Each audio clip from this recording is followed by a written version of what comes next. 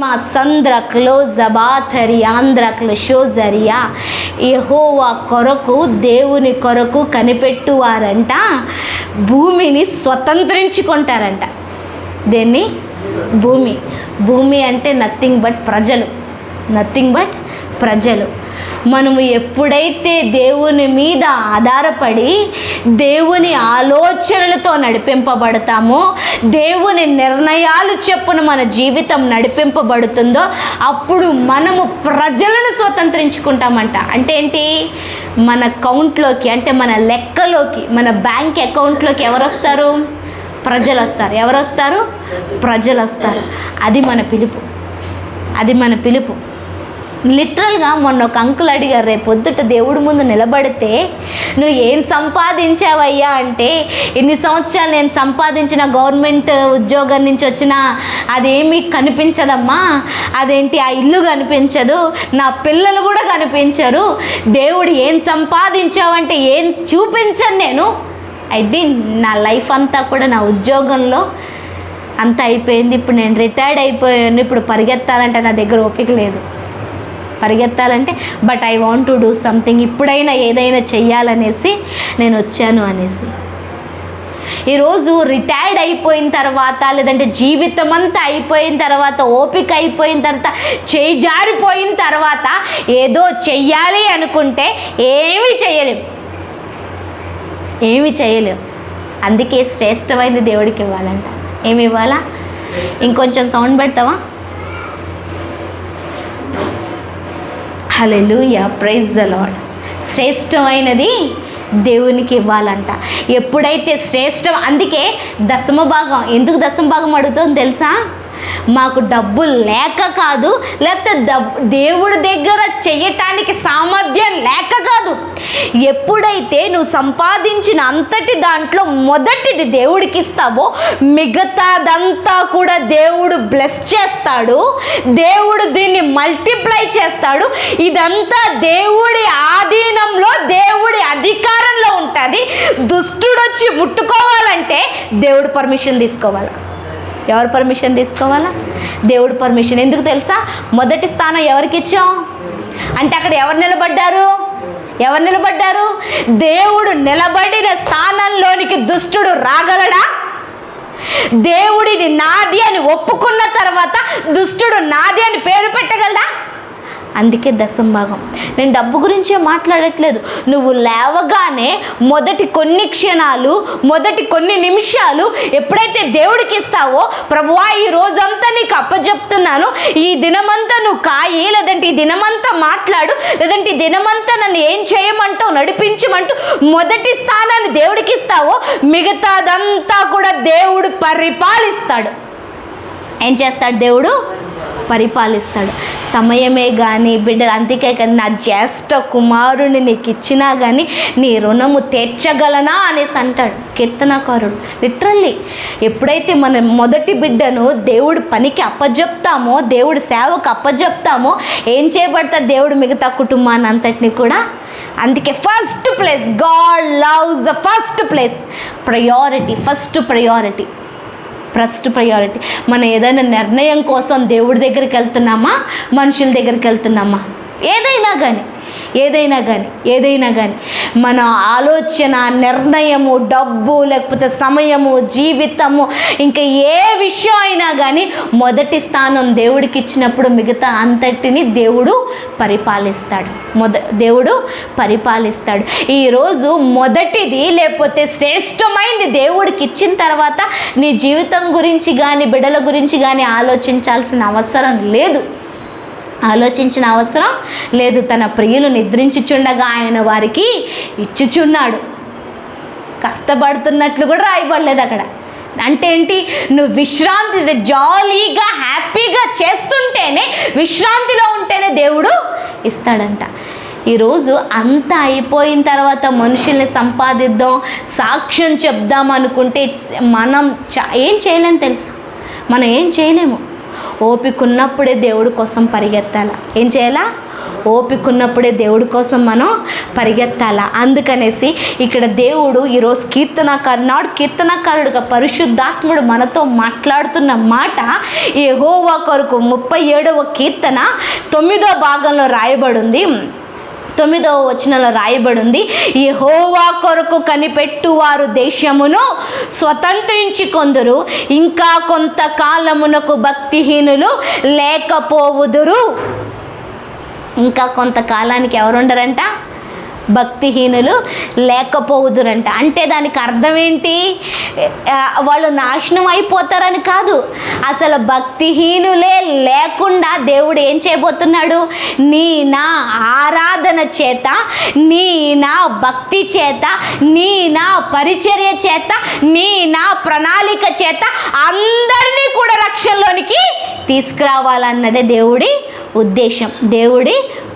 మళ్ళీ చెప్తున్నాను, ఇంకా కొంతకాలమునకు భక్తిహీనులు లేకపోవుదురు గాక. ఒకప్పుడు నేను అనుకున్నాను భక్తిహీనులు లేకుండా దేవుడు నాశనం చేసేస్తాడేమో, వాళ్ళని తుడిచేస్తాడేమో అని అనుకున్నాను.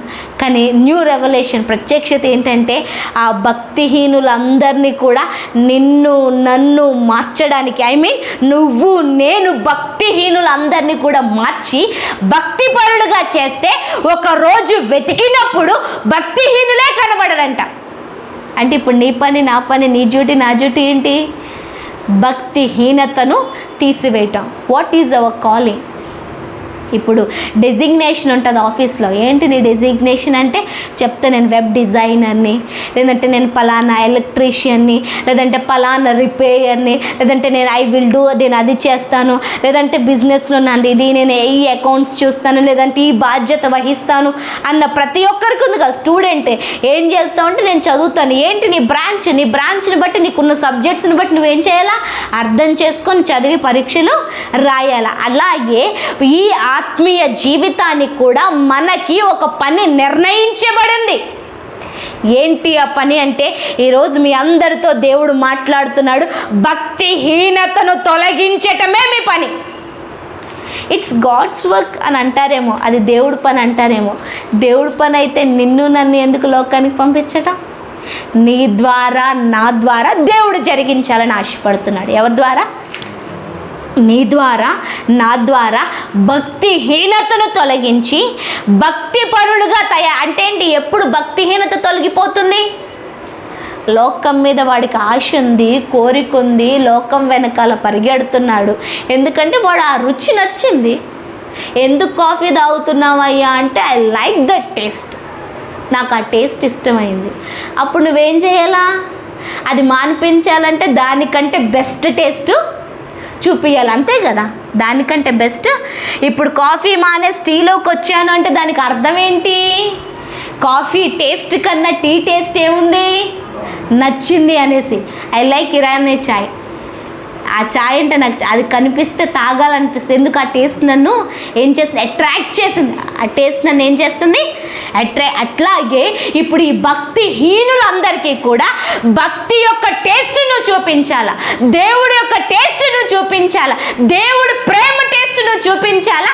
దేవుడు కాపాడితే, దేవుడు నిలబడితే, దేవుడు ఏం చెయ్యగలడో ఆ శక్తిని నువ్వు సాక్ష్యంగా టేస్ట్ చూపించినప్పుడు ఎందుకయ్యా వారు రారు?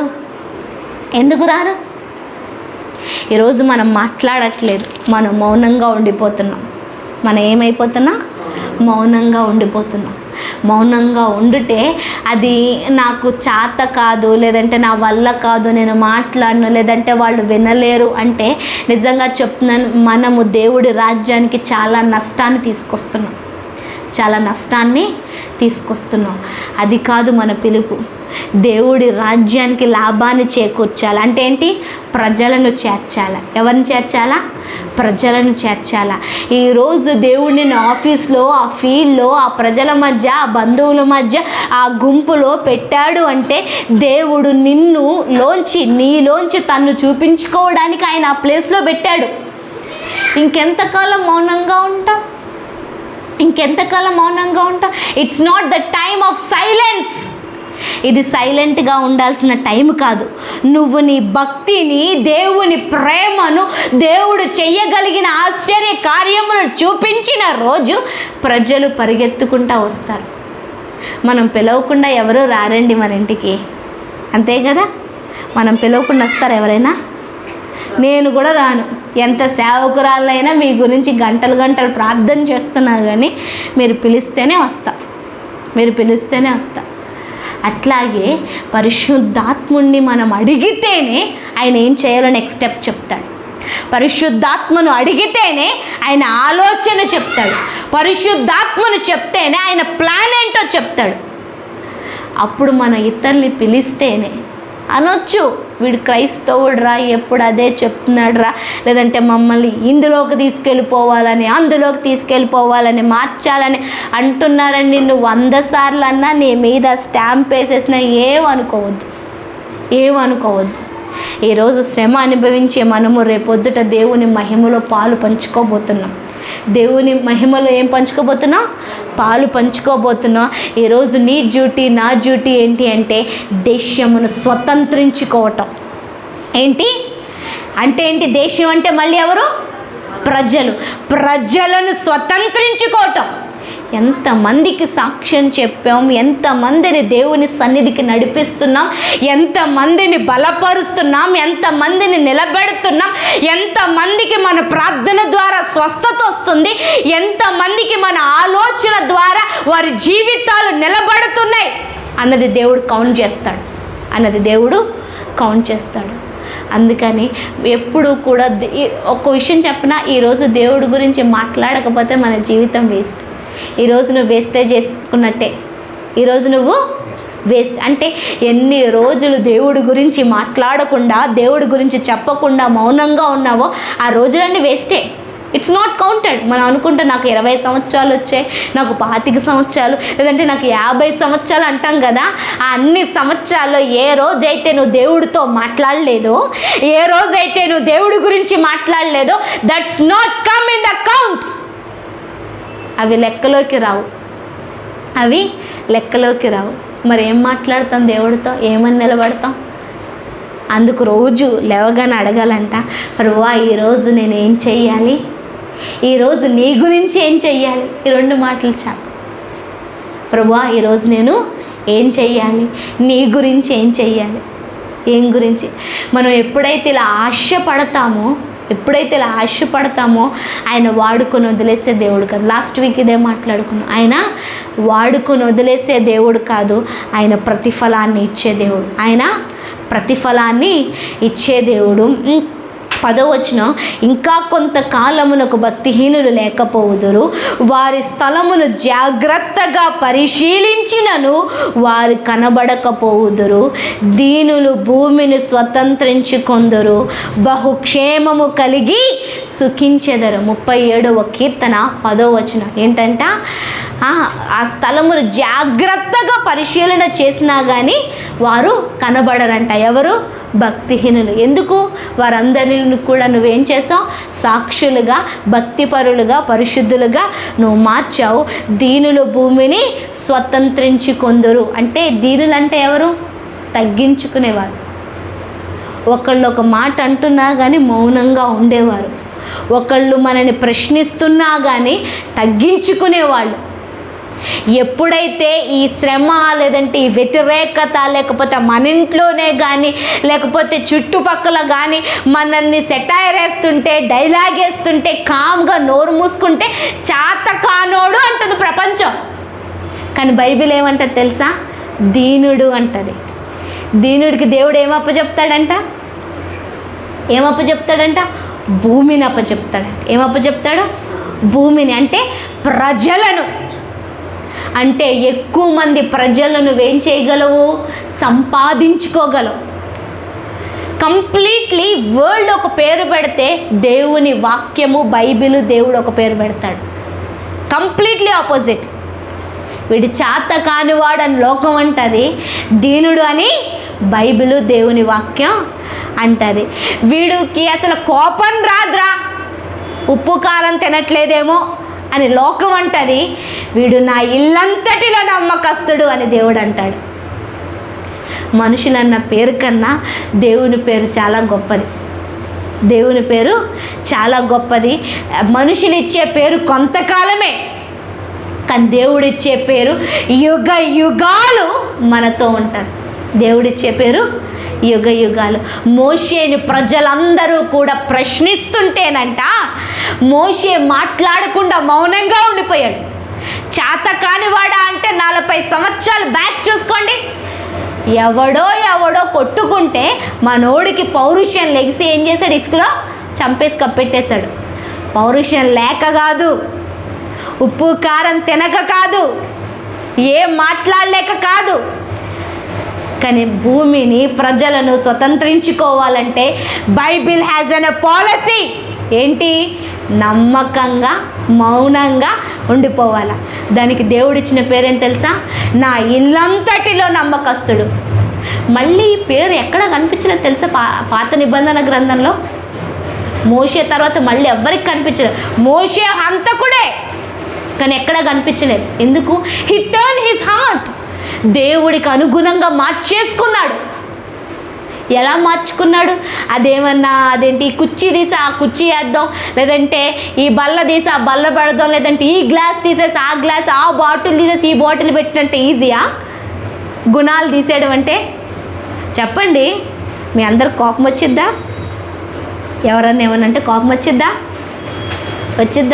మరి ఇప్పుడు ఆ గుణం తీసేసుకోవాలి ఎట్లా? How can it possible? ఎట్లా అవుతుంది? ఎలా తీసేసుకోవాలి?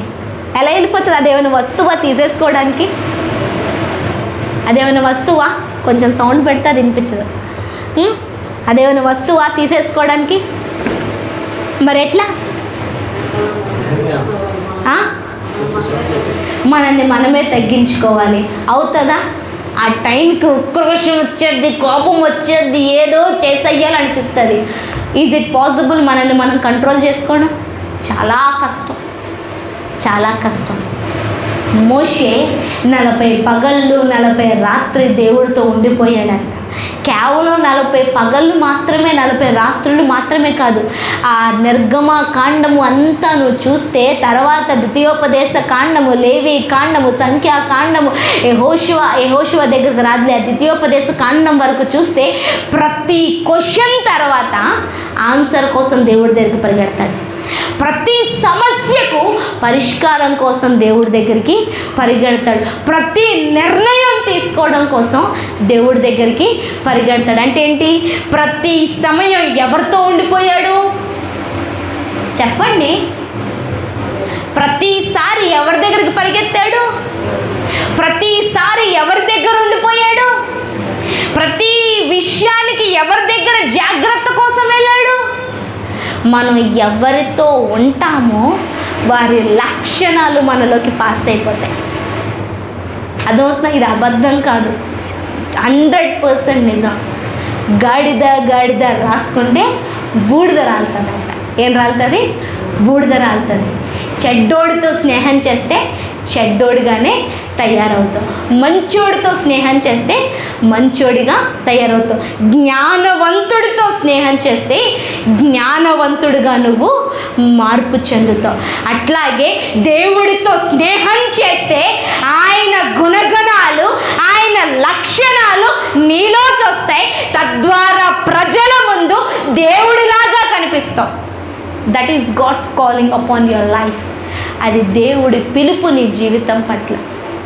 మోషేకి సాత్వికం ఊరికనే రాలే, దేవుడితో ఉండిపోయాడు.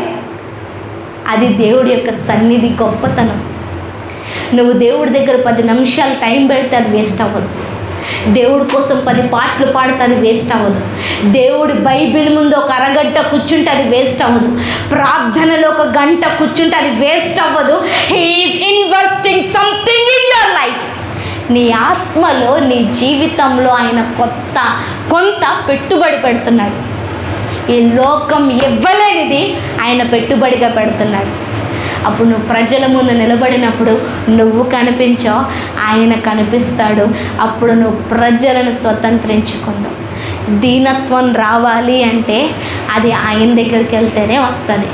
మనల్ని మనం అంచుకుంటే రాదు. మనని మనం అణుచుకుంటే రాదు. సాత్వికం రావాలి అంటే సాత్వికుడి దగ్గరికి రావాలి. ఆయన సాత్వికుడు. ఆయన గొర్రె వలె మౌనంగా ఉన్నాడంట. ఎవరి కోసం? నీ కోసం, నా కోసం సిలువ మరణానికి అప్పచెప్పుకునే రోజు ఎలా ఉన్నాడు? గొర్రె వలె. ఆయనలో ఏ దోషం లేదు. హీ క్యాన్ చెప్పగలడు, ఆయన జస్టిఫై చేసి చూపించగలడు. నా మీద ఎవరు మచ్చేయటానికి కానీ తీర్పు తీర్చడానికి అధికారం లేదు అని. కానీ ఆయన సాత్వికుడుగా ఉన్నాడు, మౌనంగా ఉన్నాడు. ఈరోజు అలా మౌనాన్ని, ఆ సాత్వికాన్ని నేర్చుకోవాలి అంటే మనుషుల దగ్గరికి రాదు. మనం ఇన్స్టిట్యూట్స్కి వెళ్తాం కొన్నిసార్లు, కొన్ని కోర్సెస్ నేర్చుకోవటానికి, కొన్ని నేర్చుకోవటానికి, తెలియని నేర్చుకోవడానికి తెలిసిన వాళ్ళ దగ్గరికి వెళ్తాం, అంతే కదా. ఇప్పుడు గుత్తి వంకాయ కూర వండాలా, నాకు రాదు, రూతమ్మ ఆంటీకి కూడా రాదు. ఆంటీ దగ్గరికి వెళ్ళి, ఆంటీ గుత్తి వంకాయ కూర వండిపియండి, నేర్పియండి అంటే ఏమంటుంది? చెప్పండి. నాకు కూడా రాదు, నీకేమి నేర్పియాలి అంటాను. సరే చూద్దాంలే అనేసి ప్రయత్నం చేసింది అనుకో, సరిగ్గా వచ్చిద్దా? సరిగ్గా రాదు. పని అది పక్కన పెట్టండి. నీకు బాగా జ్వరం వచ్చింది, లేదంటే గుండెల్లో నొప్పి వచ్చేస్తుంది, గ్యాస్ ప్రాబ్లమో లేదంటే నిజంగా గుండె నొప్పో, మొత్తం మీద ఏదో వస్తుంది. లాయర్ దగ్గరికి వెళ్తావా? అడ్వకేట్ దగ్గరికి వెళ్తావా? ఏమి దానికి సంబంధించిన వాళ్ళు కాదు. డాక్టర్ దగ్గరికి, మళ్ళీ డాక్టర్లో కూడా డిఫరెన్స్ ఉన్నారు. ఏంటి? గైనకాలజిస్ట్ అంటే కడుపును స్త్రీలకు సంబంధించింది చూసేవాళ్ళు ఒకళ్ళు, మెదడుకు సంబంధించి ఆ నరాలు చూసేవాళ్ళు వాళ్ళు వేరు, గుండెకి సంబంధించిన చూసే కార్డియాలజిస్ట్ వాళ్ళు వేరు, మళ్ళీ నరాలకు సంబంధించి చూసే న్యూరాలజిస్ట్ వాళ్ళు వేరు. గుండెకు సంబంధించిన బాధ వచ్చినప్పుడు మనము కార్డియాలజిస్ట్కి వెళ్ళాలి తప్ప నరాల బలహీనత చూసే జనరల్ ఫిజిషియన్స్ కానీ న్యూరాలజిస్ట్ దగ్గరికి వెళ్తే అవుతుందా పని? అవుతుందా? It's not my cup of tea. ఇది నాకు సంబంధించింది కాదు. ఈరోజు నువ్వు ఏమి నేర్చుకోవాలన్న ఆత్మ సంబంధమైన జీవితాన్ని గురించి, భక్తి గురించి, నాయకత్వాన్ని గురించి, నీతిని గురించి, నమ్మకత్వాన్ని గురించి, దీనత్వాన్ని గురించి, సాత్వికత్వాన్ని గురించి, లేదంటే ఆత్మీయ జీవితంలో ఒక అడుగు ముందుకెయ్యాలంటే యూట్యూబ్ ఓపెన్ చేస్తే అవ్వదు. It's not about the YouTube, it's not about the another person, it's about the holy person and the God. పరిశుద్ధాత్ముడు దేవుడు చేసే పని అది. ఎవరి దగ్గరికి రావాలా? అందుకే నీ దగ్గర సమయం ఉంటే యూట్యూబ్, ఫోన్ కాదు, బైబిల్ ఓపెన్ చేయండి ప్లీజ్. ఇప్పుడు అందరు కూడా మిస్యూజ్ అయ్యేది అదే. 1 గంట ప్రసంగం వినేటప్పటికి నేను ఏదో అయిపోతాను అనుకుంటే ఏం అవ్వవు. నిజం చెప్తున్నా, ఏమవ్వవు. కానీ నువ్వు అదే గంట బైబిల్ దగ్గర, ప్రార్థన దగ్గర పెడితే నీకు తెలీదు, something will happen in your life. నీకు తెలియకుండానే ఏదో అవుతుంది. అందుకని ఈరోజు దేవుడు నీలో, నాలో ఆయన గుణగణాలు చూడాలని ఆశపడుతున్నాడు. అప్పుడే ప్రజలను మనము స్వతంత్రించుకోగలం. ఎఫెసీలకు రాసిన పత్రికను మనం ధ్యానించుకుంటున్నాం.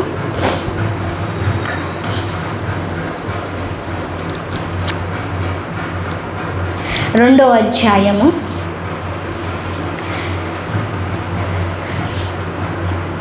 2వ అధ్యాయం మొదటి నుంచి మళ్ళీ నేను చదువుతున్నాను. ఎఫెసీలకు రాసిన పత్రిక 2వ అధ్యాయం 1వ వచనం. మీ అపరాధముల చేతను పాపముల చేతను మీరు చచ్చిన వారై ఉండగా ఆయన మిమ్మును క్రీస్తుతో కూడా బ్రతికించెను. మీరు వాటిని చేయుచు వాయుమండల సంబంధమైన అధిపతిని అనగా అవిధేయులైన వారిని ఇప్పుడు ప్రేరేపించు శక్తిని, అధిపతిని అనుసరించి ఈ ప్రపంచ ధర్మము చొప్పున మునుపు నడుచుకుంటిరి. వారితో కలిసి మనమందరమును శరీరము యొక్కయు మనసు యొక్కయు కోరికలు నెరవేర్చుకొనుచు మన శరీరాశలను అనుసరించి మునుపు ప్రవర్తించుచు కడమ వారి వలె స్వభావ సిద్ధముగా దైవోగ్రతకు పాత్రులమై ఉంటిమి. అయినను దేవుడు కరుణా సంపన్నుడయ్యుండి మనము మన అపరాధముల చేత చచ్చిన వారమై ఉండినప్పుడు సైతము మన ఎడల చూపిన తన మహాప్రేమ చేత మనలను క్రీస్తుతో కూడా బ్రతికించెను. కృప చేత మీరు రక్షింపబడి ఉన్నారు. ఏంటంట? మునుపు అవిధేయత చేత ఈ లోక అధిపతిని, అనగా ఏంటి, ఈ లోకమును ప్రేరేపించే శక్తిని, అధిపతిని అనుసరించి ప్రపంచపు ధర్మము చొప్పున నడుచుకున్నామంట. ఏంటి? ప్రపంచపు ధర్మము చొప్పున నడుచుకున్నామంట. ఇది ఎక్కడ కనిపిస్తుంది అంటే పెళ్ళిళ్ళలో కానీ, ఇంట్లో కొన్ని కార్యక్రమాలు జరుగుతున్నప్పుడు కానీ, లేదంటే అలవాట్లు ఏంటి, ఏం కానీలేమ్మా జరగని, ఏంటి, మునుపు చేసిన క్రియలు అవిధేయత చేత లోక ధర్మం చొప్పున, లోక ఆచారం చొప్పున, ఏంటి, లోక ఆచారం చెప్పున లోకం ఏదైతే చెయ్యాలి అని అంటుందో మన బైబిల్ కంప్లీట్గా దానికి ఎగ్నెస్ట్ ఆపోజిట్. మన బైబిల్ ఏదైతే చెప్తుందో దానికి కంప్లీట్ లోకం, దుష్టుడు ఆపోజిట్. మనం ఒక నిర్ణయం తీసుకొని కానీ, లేదంటే ఏం కాదులే అని కానీ, లేదంటే ఇట్లాగే చెయ్యాలమ్మా, ఇట్లాగే చేయకూడదు, ఇది రాకూడదంట, పోకూడదంట, ఉండకూడదంట అనేసి మునుపు నడుచుకున్నట్లు ఇప్పుడు కూడా అదే ప్రపంచ ధర్మము చెప్పున నడుచుకుంటే it is opposite to God. అది దేవునికి వ్యతిరేకమైనది, దేవునికి అలా చేస్తే మనము చచ్చిన వారితో సమానం. ఎలా సమానం? ఆత్మలో చచ్చిన వారితో సమానం. అందుకని ప్రతీది కూడా బైబిల్కి సంబంధించినట్టుగా చేస్తున్నామా, దేవుని వాక్యము చేత చేస్తున్నామా, సేవకులు చెప్తున్నట్టు మనం చేస్తున్నామా, ఇంకో లిటరల్గా చెప్పినా పరిశుద్ధాత్మ చెప్తున్నాడా? ఎవరు చెప్పాలా? నీలో ఉన్న పరిశుద్ధాత్మ దేవుడు చెప్తున్నట్టు చేస్తున్నాం. అలా చేస్తే మనము రక్షింపబడిన వారము, మనము దేవుని ఉగ్రత నుండి తప్పింపబడిన వారము, మనము బ్రతికించేవారమండి. ఎవరు మనం? బ్రతికించేవారు. ఈ మాట నన్ను మాటికి తాకుతుంది. ఏంటి? ఆయన మిమ్మల్ని క్రీస్తుతో కూడా బ్రతికించెను. ఎందుకు బ్రతికించాడు? మనము ఇతరుల్ని బ్రతికించటానికి, ఇతరుల్ని బ్రతికించే మార్గంలోకి మనం నడిపింపబడ్డానికి. మళ్ళీ ఒకసారి నేను చదువుతున్నాను చూడు. మీరు వాటిని చేయుచు వాయుమండల సంబంధమైన అధిపతిని, అనగా అవిధేయుల వారిని ఇప్పుడు ప్రేరేపించే శక్తికి అధిపతిని అనుసరించి, బైబిల్ని కాకుండా, దేవుని వాక్యం కాకుండా, దేవునికి సంబంధించిన సేవకుల దగ్గర నుంచి కాకుండా, పరిశుద్ధాత్మ దగ్గర నుంచి కాకుండా ఏదైనా నిర్ణయం తీసుకుంటే మనం ఎవరిని అనుసరిస్తున్నట్లు? లోకమును మాత్రమే కదా, అక్కడ పాయింట్ రాయబడి ఉంది, వాయుమండల సంబంధమైన అధిపతి. ఏంటి? వాయుమండల సంబంధమైన అధిపతి ఎవరో తెలుసా? సాతాను. ఋతమాంటి ఎవరు? సాతాను. లిటరల్గా ఎవరిని ఆరాధిస్తున్నట్టు? మనం సాతాన్ని ఆరాధిస్తున్నట్టు. సాతాన్ని ఆరాధిస్తే మన జీవితానికి రక్షణ, నిరీక్షణ, పరలోక రాజ్యము, నెమ్మది ఉండదు. చాలామంది జీవితాల్లో డబ్బు ఉంటుంది కానీ నెమ్మది ఉండదు, మనశ్శాంతి ఉండదు. ఎందుకో తెలుసా? వాళ్ళ క్రియలు సరిగ్గా లేవు. చాలామందికి తినడానికి తిండి కూడా ఉండదు, but they are very happy. మన రోడ్ల మీద అడుక్కునే వాళ్ళని, అదేంటి ఆ రోడ్ల మీద పాకల్లో ఉన్న వాళ్ళని చూస్తాము, వాళ్ళకి మనశ్శాంతి లేదని ఎప్పుడని చెప్పడం విన్నారా? మేము ఆ హాస్పిటల్కి వెళ్ళాలి, ఈ హాస్పిటల్కి వెళ్ళాలి, పలానా పెద్ద రోగం మాకు వచ్చిందని ఎప్పుడైనా విన్నారా? ఎందుకు రావో తెలుసా? ఎందుకు డౌట్ లేదు తెలుసా? మంగళవారం, శుక్రవారం ఎదురు ఆ మాట ఈ మాట, ఆయన చెప్పాడు అలా చేయకూడదంట, ఇలా చేయకూడదంట అని ఉండే వాళ్ళకి. ఎందుకంటే వాళ్ళ జీవితం కొంతవరకే కాబట్టి ఎవ్రీథింగ్ ఎలా నడుస్తుందో అలాగే వెళ్ళిపోతారు. అలాగే వెళ్ళిపోతారు. కానీ మనకి 100 కారణాలు, 100 మాటలు, చర్చికొచ్చినా, బైబిల్ చదువుతున్నా, బాప్టిజం తీసుకున్నా కానీ ఎన్నెన్నో ఆలోచనలు, ఎన్నెన్నో ప్రశ్నలు. అట్లా చెయ్యాలంట, ఇట్లా చెయ్యాలంట, అది కాదంట, ఇది కాదంట. ఈ లోక సంబంధమైన క్రియలు చేస్తే వాయుమండల సంబంధిని మనం ఆరాధిస్తున్నట్లు వాడు మనల్ని పరిపాలిస్తే మన జీవితానికి నాశనమే, నెమ్మది లేకుండానే ఉంటుంది. ఈరోజు మనం ఎవరిని ఫాలో అవ్వాలా? దేవుడిని ఫాలో అవ్వాలా? ఆయన ప్రిన్సిపల్స్ని ఫాలో అవ్వాలా? పరిశుద్ధాత్మ చేత మనము నడిపింపబడాలా? మళ్ళీ చెప్తున్నాను, పరిశుద్ధాత్మ చేత నడిపింపబడ్డా అది కష్టమైన పనేమి కాదు. నువ్వు వాక్యం చదువుతూ ఉండి దేవుణ్ణి, ప్రభువా పరిశుద్ధాత్ముడా నాకు జవాబు చెప్పు, ఏం చేయమంటావు? 2 రోజులు లేట్ అయినా పర్వాలేదు, నువ్వు ఆగితే కంపల్సరీ దేవుడు దానికి జవాబు ఇస్తాడు. కంపల్సరీ దేవుడు దానికి జవాబుని ఇస్తాడు.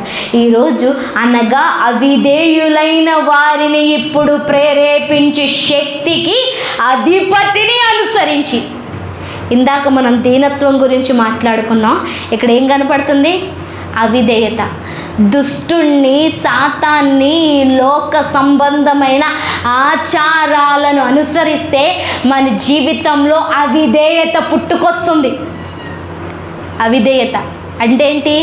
దేవుడి వాటని వినలేమంట, దేవుడు చెప్పే పనిని చెయ్యలేమంట, దేవుడు మన ముందు ఎంత సులువైంది పెట్టినా కానీ మనం చెయ్యలేమంట, మనం జీవించలేమంట. అవిధేయత మనల్ని నరకానికి తీసుకెళ్తుంది. అవిధేయత దేవుడు ఇచ్చే స్వాస్యాన్ని పొందుకోకుండా చేస్తుంది. యాషావు తెలుసా? ఎవరు యాషావు? యాషావు ఎస్, యాకోబోల అన్న.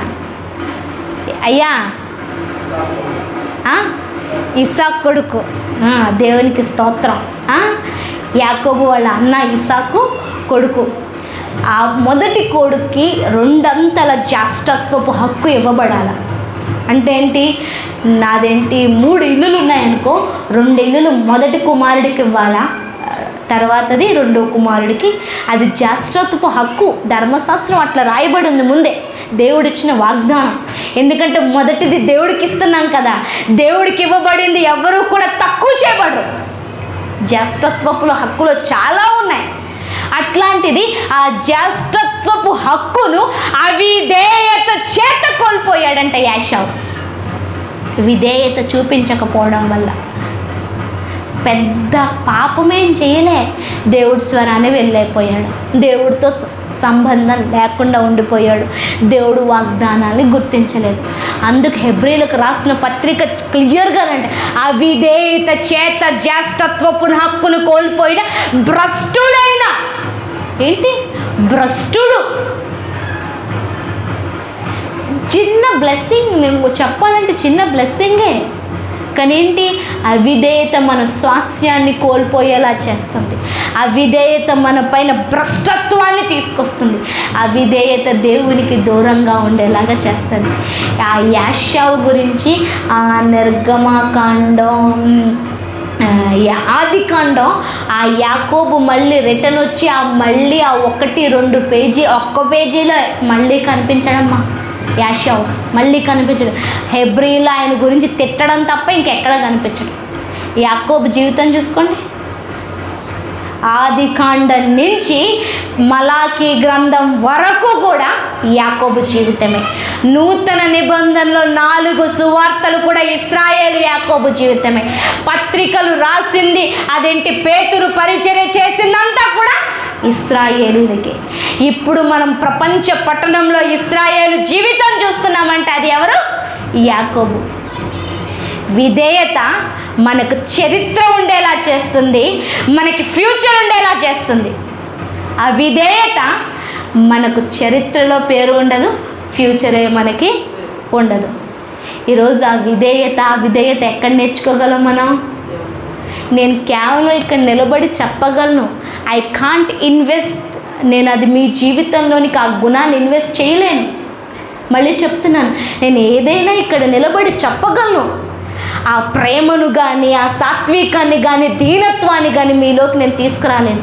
కానీ బైబిల్ ఆ దేవుడు పరిశుద్ధాత్మ దగ్గరికి వచ్చి, ప్రభువా నీలాగా నన్ను మార్చు అంటే ఆయన ఆ దీనత్వంతో నిన్ను నింపుతాడు, దీనత్వంతో నింపుతాడు. అప్పుడు ఏది భ్రష్టత్వమో, ఏది పరిశుద్ధతయో, అసలు దేవుడి దగ్గర నుంచిన వాళ్ళు ఎవరో, దేవుడికి సంబంధించిన వాళ్ళు కాని వారెవరో దేవుడు చెప్తాడు. అప్పుడు ఆ వాయుమండల సంబంధి అయిన అధిపతిని మనం అనుసరించము, ఆ శక్తిని ప్రేరేపించే అధిపతిని మనము అనుసరించము. తద్వారా మనము ఆ యొక్క దుష్టుని యొక్క మార్గంలోనికి వెళ్ళాం. ఈరోజు ఆ హోలీ స్పిరిట్ నీలోనే ఉన్నాడు, ఆ పరిశుద్ధాత్ముడు నీలోనే ఉన్నాడు. ఈ వాక్యం చేత నువ్వు చదువుతూ నీలో ఉన్న పరిశుద్ధాత్మను అడిగితే ఎవరు నీ ఫ్రెండ్స్, ఎవరితో ఎంత సమయాన్ని గడపాలా, దేవుడితో ఏ నిర్ణయం తీసుకోవాలా, దేవుడు చెప్తున్నాడా లేదా అన్నది మనకి అర్థమైంది. చాలాసార్లు మన మైండే, మన సొంత నిర్ణయాలే మన జీవితాన్ని నాశనం చేస్తాయి. ఏంటి? సొంత నిర్ణయాలే మన జీవితాన్ని నాశనం చేస్తాయి.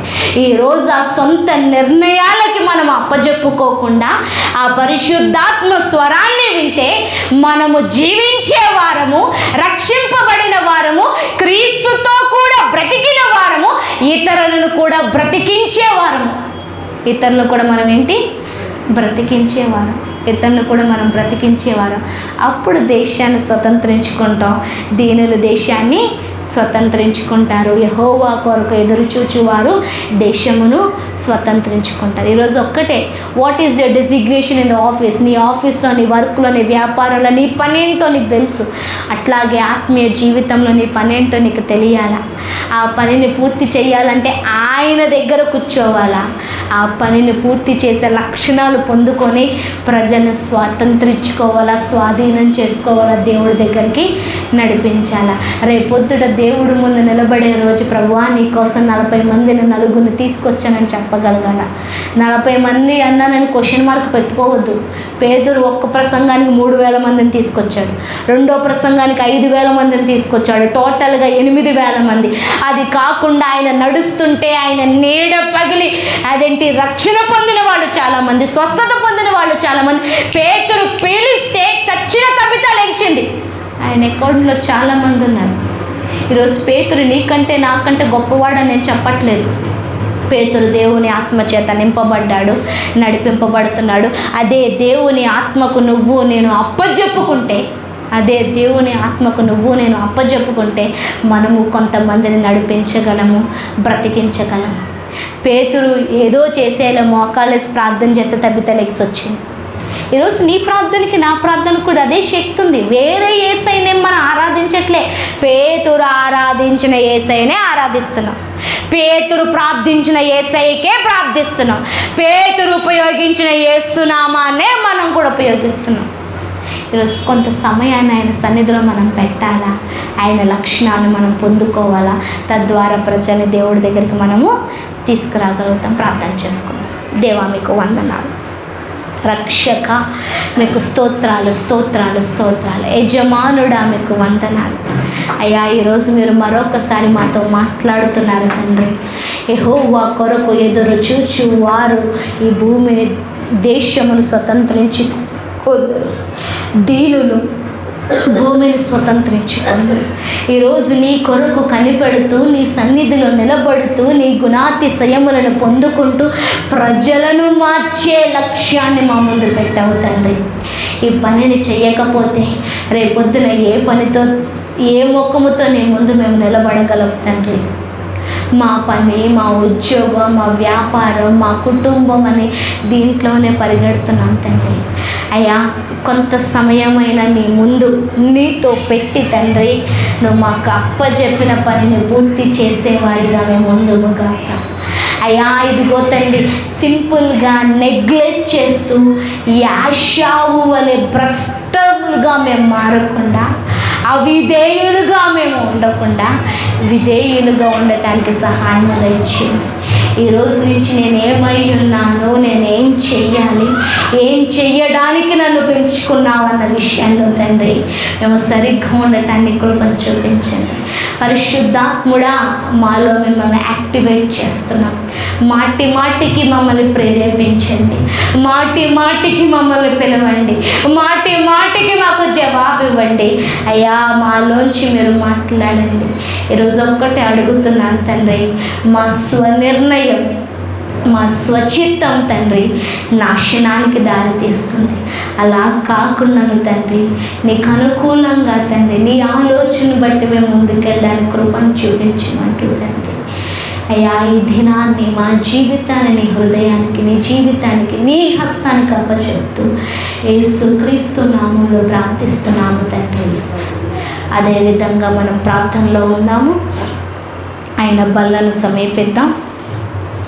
ఆయన మనకిచ్చిన శ్రేష్టమైన కృప, ధన్యత